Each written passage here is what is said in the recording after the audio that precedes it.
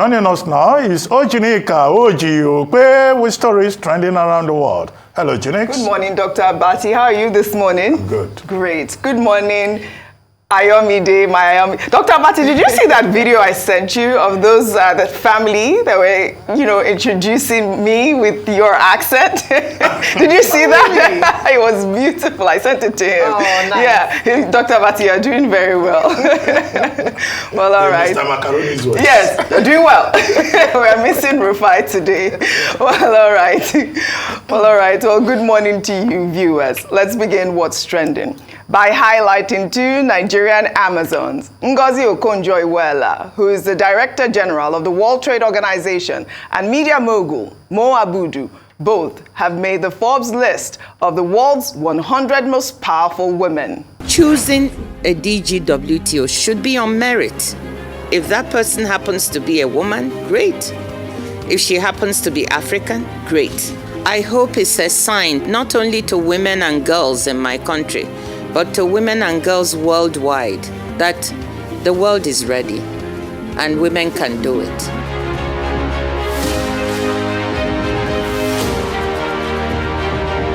It's been really inspiring and encouraging to see so many different women together who are all doing different things, but the common purpose is that we just want to add value to whatever it is that we're doing.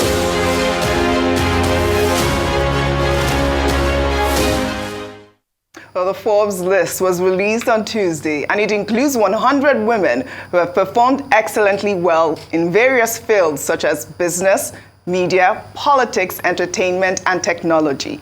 Okonjo-Iweala, who has worked for the World Bank, Nigeria's Ministry of Finance, and the World Trade Organization, has been vocal about how economies can become more inclusive when women's unique experiences are considered in economic planning. The magazine hailed Mo Abudu as a media mogul and philanthropist who has changed the game in Nollywood as the founder of Ebony Life Media, with a slate of films that includes The King's Horseman and The Wedding Party and much, much more. I mean, congratulations to both of them. I was so proud to see that whole list. I mean, there are a lot of people that were there.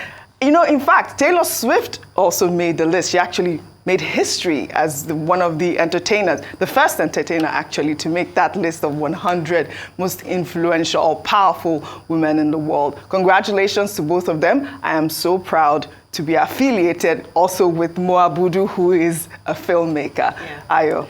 Absolutely. It's a great day for Nigeria, and it's a great day for Nigerian women. And I believe that at this point, we need as many headlines that are positive as possible, especially on the global stage. And Dr. Ngozi Okonjo-Iweala stays putting Nigeria on the map, on the global map, very positively. Beyond that is the fact that she has become an icon, a role model for young and older women in Nigeria. If you recall when she was first appointed as DG of WTO, when young girls on social media were doing the Ngozi Okonjo-Iweala challenge and tying a head tie, it is giving hope to the Nigerian girl and boy, to be fair, young person, that you can make your way in life through legitimate ways and doing things through hard work and being excellent at what you put your heart to doing. And I think that's a message that needs to be promoted more and more in light of the kind of role models that we see, and I put that in asterisks, that we see today on social media. So it's really great to see that happening. And also for Mo Abudu, especially because the future of work, Oji, is beyond the formal route. Yes. So it's just a beautiful contradiction in terms of, going through finance, had such an illustrious career. Yes, Mo Abudu started in that line as well, but now going into the entertainment industry. Yeah. And I think it shows or portrays what the future of entertainment in Nigeria is going to be. Entertainment, we've talked about the revenue opportunities in entertainment, but also to see that people in entertainment, moguls, businesswomen, are also getting recognized on a global stage. It's been a fantastic year for both of them, and I am so glad that Nigeria is being projected positively. I look forward to seeing more women and men, on lists like this. So congratulations to both of them. We look forward to seeing more men. Dr. Abati wants to say something. Congratulations to Ngozi Okonjo-Iweala and also Mo Abudu, who made the Forbes list, and also to all the other women on that 100-person list. This is that time of the year when, media houses, publish the people who have made the most impact in the year. And Taylor Swift, whom you refer to, is number 5 on the first list. But she's the person of the year for Time magazine. She is also the person of the year for Time magazine. She's doing well. That performance, that performer, that entertainer, whose appearance in certain countries moved the GDP up, just to show you the power of entertainment, the power of talent. And there are other women also on that list. Giorgia Melei, the Italian Prime Minister. Rihanna is there. Beyonce is there. Ursula von der Leyen, the President of the European Commission, is there. Christine Lagarde is there. Such a long list. And then Barbie, who also made the list in the Time magazine at the short list, was also mentioned there. And for a moment, I was wondering whether Barbie is a human being. But when I watched the movie, I thought the narrative is about Barbie coming from the fictional world into the real world. So effectively, Barbie, being recognized by Time magazine and also by, the fourth list shows the meaning of this. In 1982, a British playwright called Carrie Churchill wrote a play called Top Girls. The whole point of Top Girls is to show how women have redefined the role of women in society. How certain women have shown example of how women can reach the top, break the gaslighting, destroy prejudicial notions of patriarchy. So you now find top girls in virtually every field. And I think it is gratifying to see that every year, Nigeria also has on the list of women who are great ambassadors.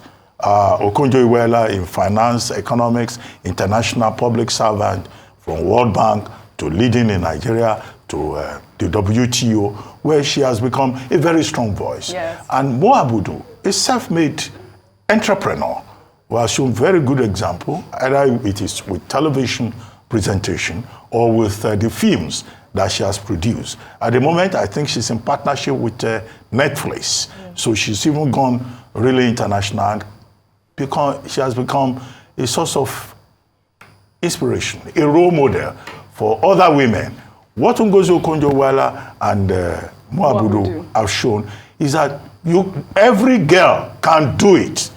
So that girl child that is discriminated against in Nigeria, looking at the example of Mo Abudu and Ngozi Okonjo-Iweala, will realize that they too can do it. Power to the and women. It's not surprising that a few years ago, women, young girls started copying Ngozi Okonjo-Iweala's trademark headgear. It was beautiful because they want to be like her. So congratulations to both of them and all the others on the first list. Well said, Dr. Abati. Power to the women. I look forward to seeing you on the list next year. Same target. Same with you. Yes, target. Well, all right.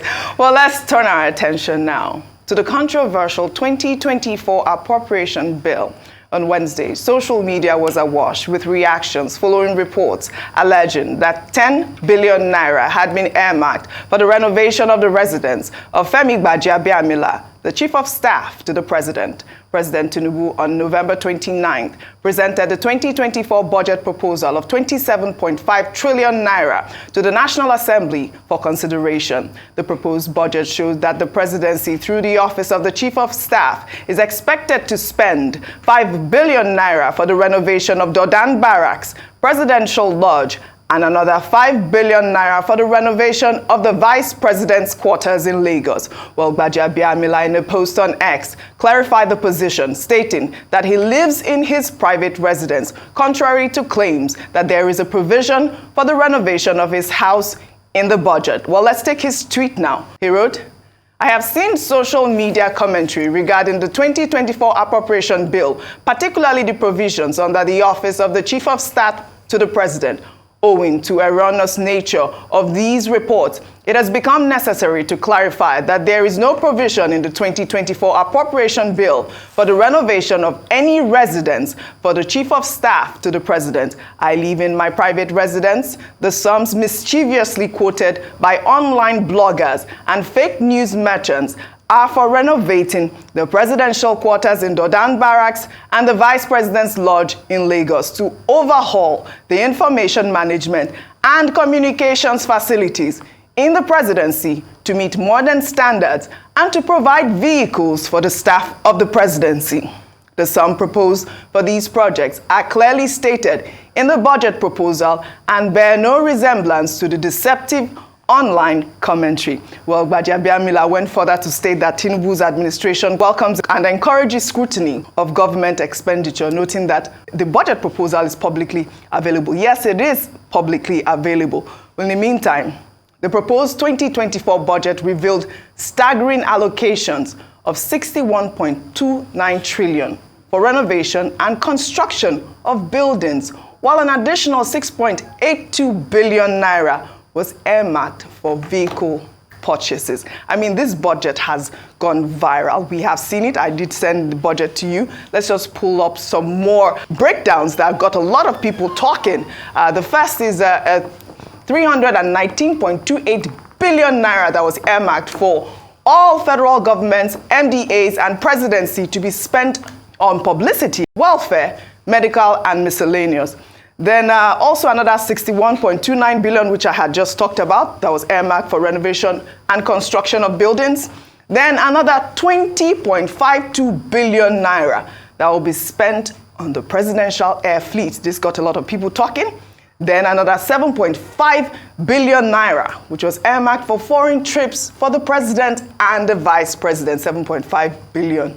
Then another 6.2 billion will be spent on state house operational vehicles. Then another 5.84 billion naira will be spent on meals for all the MDAs. I know this one will catch Dr. Abati's attention, the 5.5 billion naira on meals. But I mean, I think a lot of people are you know, they are in their right to, you know, complain about these budgets, which are basically just expenditure. They are not really for, you know, capital or for anything that, you know, would encourage Nigerians to say, okay, this budget is okay. Even though a lot of people say it's a very small budget compared to our population, but it is a lot. Dr. Abati, I'd like for you to comment on Gbajabiamila first of all, before we talk about others. First thing, you know, I worked in that villa. Yes. The chief of staff to the president does not have an official residence. There's no such thing. Yes, that's what he So clarified. if he says that he lives in his private residence, it is true. The second point to be made is that if you look at some of those subheads, as he himself has pointed out in his statement, they are not subheads for the office of the chief of staff. They're talking about purchase of computers. The office of the chief of staff, I mean, it's not as if it's a stadium. So if they say 75 million, that means, you know, what they have put there is not just for his office, it's for State House-wide application. Purchase of computer printers, 29.5. How many computers are in the chief of staff's office? In fact, the office of the chief of staff, if you go from the sitting area, one conference room, and you just go 1, 2, 3 offices, the entire office is finished. So where are they going to put 29.5 million there? Purchase of motor vehicles, 290 million. So that would be vehicles for some other people. What I don't understand is why they have put all of these, you know, line items under the office of the chief of staff. Because if you look at the breakdown by 30 cents from, say, 2020, you know, it was, you know, 24.35. 2021, 76.55. 2022, it went up, 526. 2023, it went up, 517. And then all of a sudden in 2024, 21.22 billion. I think the people, to answer the question here, is the budget office. There is an office called the budget office. There is a Ministry of Budget and Planning. They take recommendations from the various departments and then they prepare the document. I don't want to blame Minister Bagudu. He's been governor, he's worked in primary education, but he has MSc economics. So I guess he will have an idea about how these things work. But whatever it is, the budget office, you know, has to be more careful in spelling out the details. This was the same problem we had with the Lagos State budget report, when it was reported that the office of the chief of staff in Lagos was going to get a bulletproof vehicle, for a certain amount. And the Lagos State government had to say, no, that bulletproof vehicle is for VIPs, visiting VIPs, not for the chief of staff. Because I was asking, what is the job of a chief of staff that he will be going about in a bulletproof vehicle? It's not that important. It's just to support, the principal and run the administration of the principal's operations. So I think Mr. Gbajabiamila is innocent in this matter. But he himself admits in the last paragraph that scrutiny by the public is welcome. And I think it's important when the public raises these questions, you take them in good faith, you respond, you offer the explanation.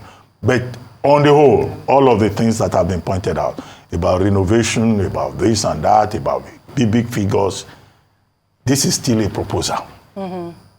We have to call on the National Assembly to do due diligence and to listen to the Nigerian people. That budget 2024, that we don't even have the money to fund. Our benchmark for crude oil is already uncertain. With crude oil now hovering around $74 and no certainty that OPEC plus expectation that prices will go up will be achieved.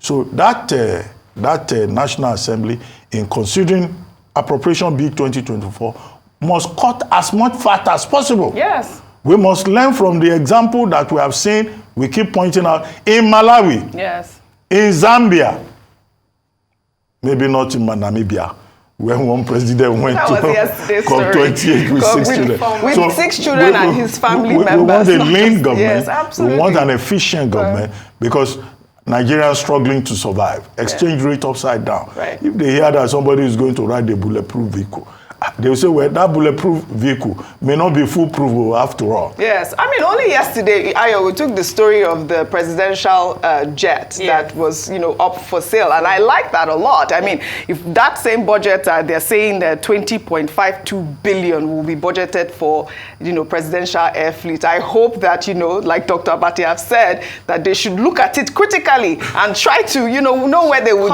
subtract and all of that. I thought you were going to mention the 5 billion for the food budget for all ND. I mean, don't they? I think we'll get to a point where we'll start advocating that people should eat from their salary. They should eat from their salary. That's what we are advocating for now. Absolutely. Come on, really, what is that? 5 billion naira. I think it's a lot of money for just eat from your salary. Really. Can I just say something about the renovations?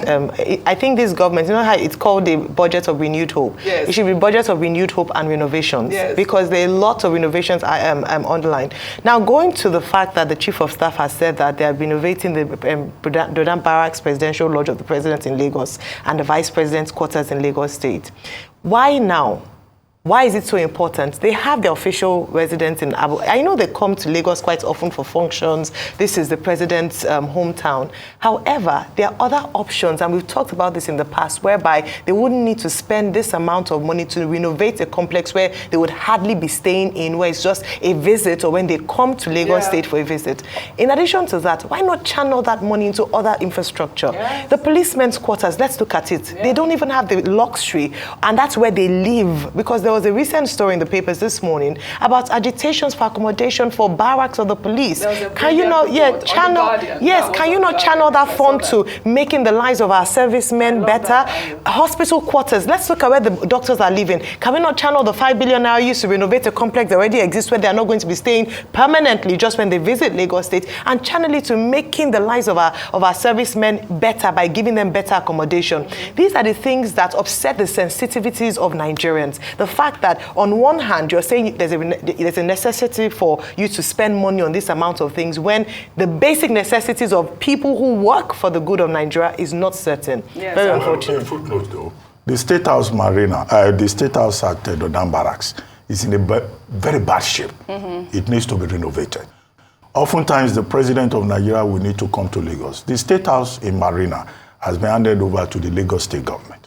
So the one in Dodan Barracks that was abandoned, it even has a landing space for helicopters. It has the Wike Press Center. It has a medical center. That used to be State House for Nigeria under the military, but it was abandoned. So if they want to renovate it, it should be renovated, because each time we landed in that space, you look around and you say, why would Nigeria abandon this kind of space? And that used to be the seat of government. But as I said, and with State House having been given out, Marina having been given out to the Lagos State government, no, there's nothing wrong in renovating that one, because we, in our time, we were even receiving some prime ministers in that State House. But can they renovate it with a leaner budget, though? Can they renovate it? That's what we can advocate for. And but just, you know, we've been advocating for this slim government, and you know, like you've talked about, Wike, we'll take his story after this story, is planning to build a new quarters for the vice president with 15 billion naira. Well, before we take Wike's story, let's head over to Dubai quickly, where the Minister of Foreign Affairs, Yusuf Toga, on Wednesday announced during the ongoing COP28 climate summit that Nigeria aims to have the largest electric mass transit fleet in Africa. The minister also stated that the country is leading the fight against climate change in Africa by setting ambitious and realistic goals, and that the country will increase its electric bus size from 100 to 1,000. I mean, President Bola Ahmed Tinubu just made that announcement that they would acquire 100 buses. I mean, this is a footprint that the minister is trying to say that, you know, it will help with all the renewable energy and all of that. But in the meantime, here in Nigeria, a video that has been making rounds on social media showed a fleet of buses undergoing restoration at the Federal Secretariat in Abuja. The buses are said to have been acquired to address transportation challenges worsened by the recent fuel hike. These are the buses. You see, they are repenting it. Soon they will just hit the road and tell you they bought new buses. These are old, very old buses. Very, very old buses. Very old buses. Zoom them. You see how they line it up? They are repairing it and repenting.